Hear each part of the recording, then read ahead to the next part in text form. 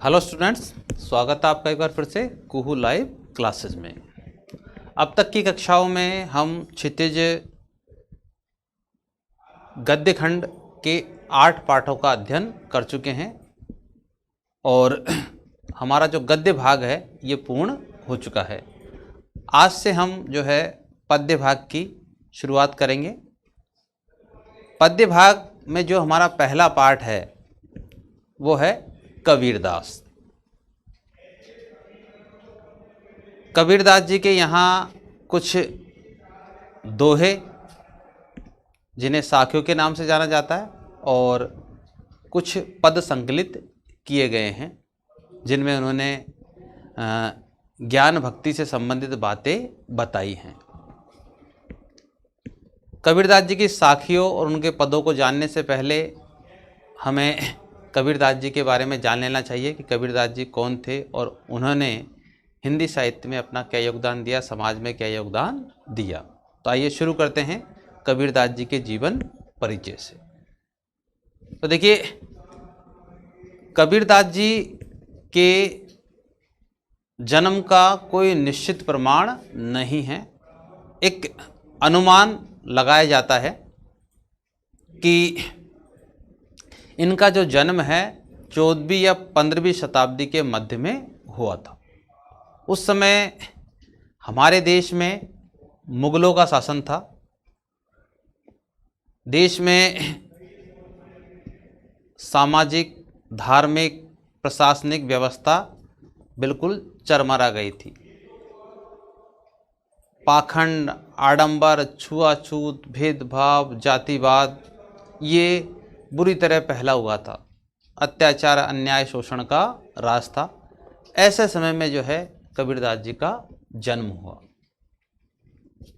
कबीरदास जी जो अपने समय के महान संत, कवि और समाज सुधारक, संत, कवि और समाज सुधारक के रूप में जाने जाते हैं। इन्होंने समाज में व्याप्त आडंबर कुरीतियों को दूर करने का प्रयास किया और लोगों को जो है ईश्वर भक्ति से जोड़ने का प्रयास किया। उस समय भक्ति आंदोलन चल रहा था और जो भक्ति काल था वो 2 भागों में बटा हुआ था, ज्ञानाश्रयी और प्रेमाश्रयी। ज्ञानाश्रयी 2 भागों में था, सगुण और निर्गुण। तो कबीरदास जी जो हैं निर्गुण भक्ति शाखा के निर्गुण भक्ति शाखा के संत थे। निर्गुण भक्ति से क्या तात्पर्य है कि भाई कबीरदास जी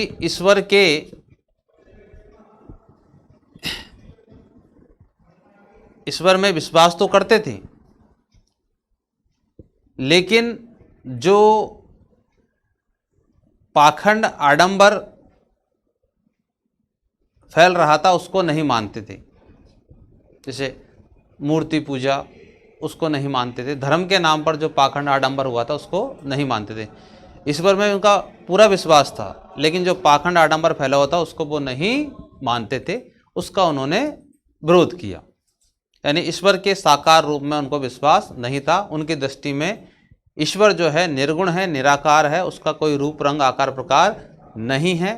वो इस सृष्टि के कण कण में विद्यमान है। उसको साकार रूप में वो नहीं मानते थे कि ईश्वर जो है साकार रूप में नहीं है, वो तो इस सृष्टि में जो है कण कण में विद्यमान है, ये उनका मानना था। तो कबीरदास जी के जन्म और मृत्यु के बारे में अनेक किंवदंतियाँ, अनेक बातें प्रचलित हैं, क्योंकि उस समय जो है छपाई के माध्यम ऐसे प्रचलित नहीं थे कि जिससे कि उन सब बातों को संकलित किया जा सके। तो अनुमान से जो हम मानते हैं वो ये कि इनका जन्म 1398 ईस्वी 1398 ईस्वी में काशी यानी उत्तर प्रदेश में हुआ। और जो इनकी मृत्यु हुई, देहांत हुआ, वो काशी के पास ही स्थान है मगहर, वहाँ इनका देहांत हुआ। लेकिन ये पूरी तरह से प्रमाणिक नहीं है, लेकिन हमने ये मान लिया है। ठीक है। अब देखिए इनके माता पिता कौन, इसको लेकर भी जो है कोई प्रमाण नहीं है। कुछ लोग ये कहते हैं कि एक ये विधवा ब्राह्मणी के गर्भ से पैदा हुए थे। कुछ लोग ये कहते हैं कि ये लहर तारा, काशी के पास में लहर तारा तालाब है, उसमें कमल के पुष्प पर बहते हुए पाए गए एक जुलाहा दंपत्ति को, जिनका नाम था नीरू और नीमा। यानी पालन पोषण करने वाले जो माता पिता हैं उनका नाम है नीरू और नीमा।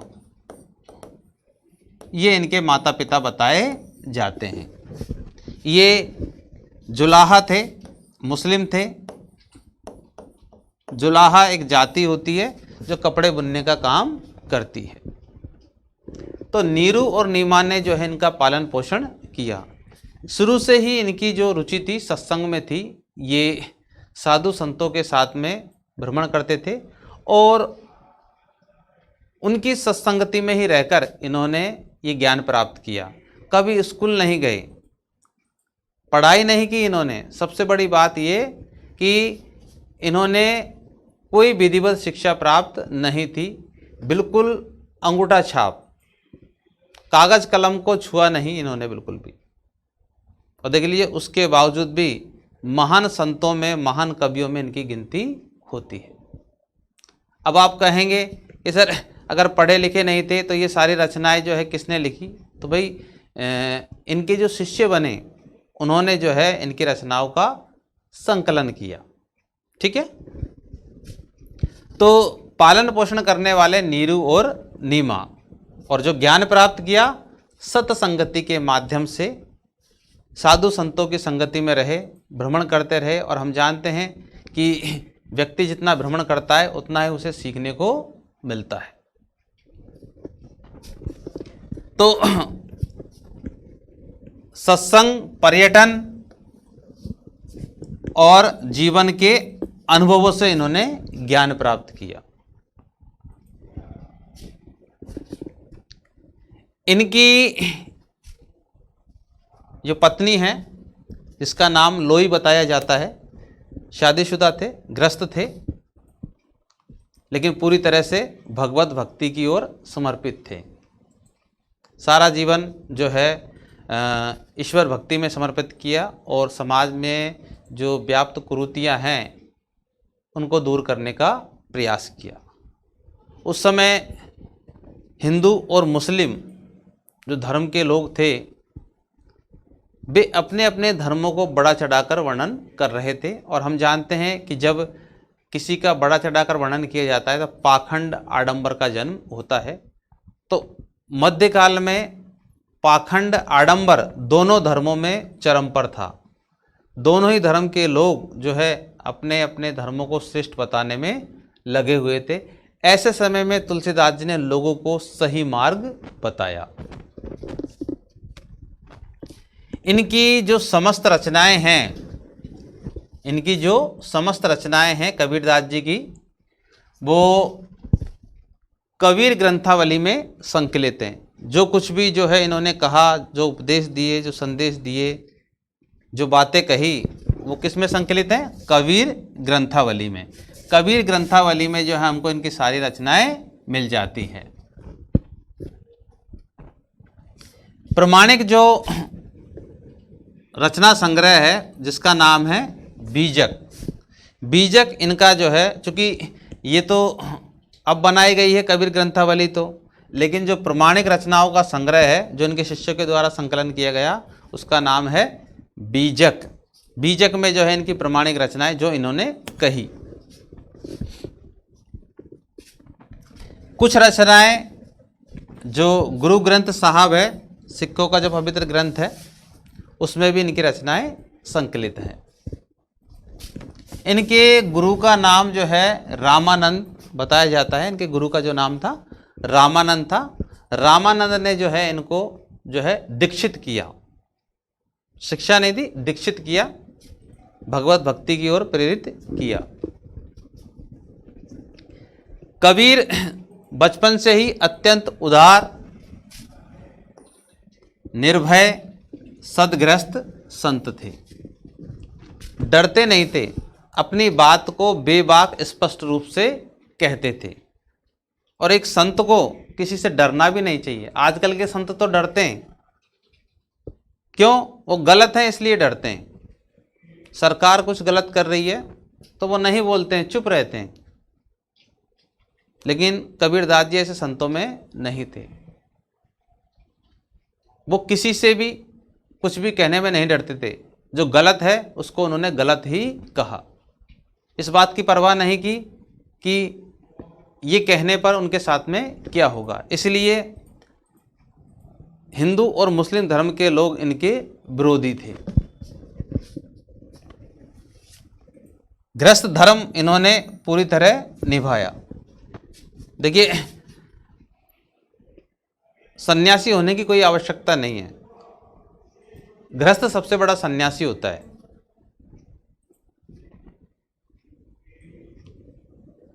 घर परिवार की जिम्मेदारी को छोड़कर सन्यासी हो जाना ये उचित भी नहीं है। आप गृहस्थ धर्म निभाते हुए भी जो है भगवत भक्ति से जुड़े रह सकते हैं। उसके लिए कंठी माला धारण करने की जरूरत नहीं है। कबीरदास जी ऐसे ही संत थे। घर गृहस्थी की जिम्मेदारी संभाली और भगवत भक्ति से भी जुड़े रहे, लोगों को सद्मार्ग की ओर प्रेरित भी करते रहे।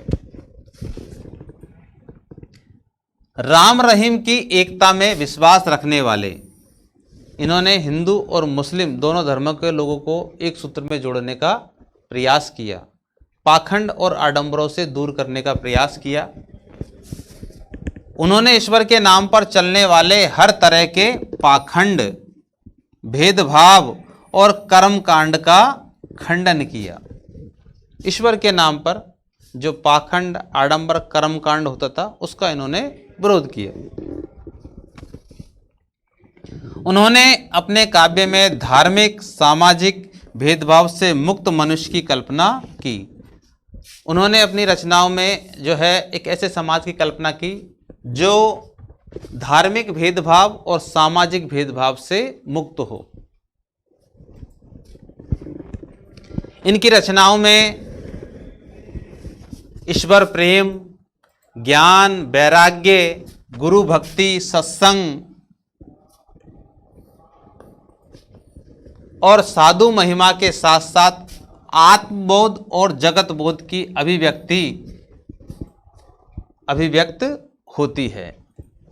यानी इनकी हम जो रचनाएं पढ़ते हैं, ईश्वर प्रेम को बताया गया है, ज्ञान के बारे में बात बताई गई, वैराग्य के बारे में, गुरु भक्ति के बारे में, सत्संग के बारे में, साधु की महिमा के बारे में, और आत्मज्ञान, आत्मबोध और जगत बोध यानी संसार का बोध की अभिव्यक्ति उनके काव्य में मिलती है। कबीर की जो भाषा है वो सहज है, क्योंकि कबीरदास जी अनपढ़ थे तो उन्होंने जो है एक गंवारी भाषा हम कह सकते हैं, जो एक अनपढ़ गंवार व्यक्ति जो बोलता है उसी प्रकार इनकी भाषा, जिसे आम जन आसानी से समझ सकता है। कबीरदास जी की जो भाषा है उसको जो नाम दिया जाता है वो दिया जाता है सदुक्कड़ी। क्या नाम दिया जाता है? सदुक्कड़ी। सदुक्कड़ी क्योंकि साधुओं के साथ में रहते थे, कभी गुजरात कभी बिहार इस तरह से घूमते रहते थे। साधुओं के साथ में रहने से जो है इनकी जो भाषा है खिचड़ी हो गई एक तरीके से। अलग अलग क्षेत्रों की बोली भाषाओं के शब्द इनकी भाषाओं में तो खिचड़ी भाषा भी कहते हैं, सदुक्कड़ी भाषा भी कहते हैं, क्योंकि साधुओं के साथ में रहते थे। साधु एक जगह पे ठहरता नहीं है, अलग अलग क्षेत्रों में रहता है, तो उसकी भाषा में जो अलग अलग शब्दों का प्रयोग हो जाता है। तो वही प्रयोग जो है कबीरदास जी की जो है रचनाओं में हमें देखने को मिलता है। तो सदुक्कड़ी जो है इनकी भाषा है, कोई एक भाषा का प्रयोग नहीं किया, अलग अलग क्षेत्र की बोलियों भाषाओं का इन्होंने प्रयोग किया, इसलिए उसे हम क्या कहते हैं, सदुक्कड़ी भाषा कहते हैं।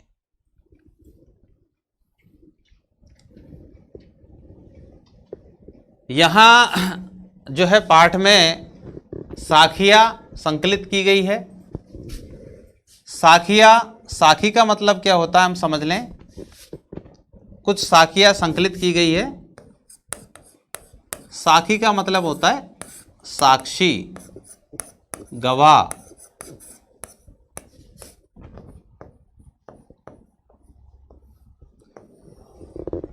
यानी कबीरदास जी ने जो अनुभव किया, जो महसूस किया, उन्हीं बातों को कहा, कल्पना नहीं है। उनकी बातों में कल्पना नहीं है, जो उन्होंने महसूस किया, जो देखा, जो अनुभव किया, वही कहा। इसलिए उन रचनाओं को क्या कहा गया, साखी कहा गया, साक्षी कहा गया, गवाह कहा गया।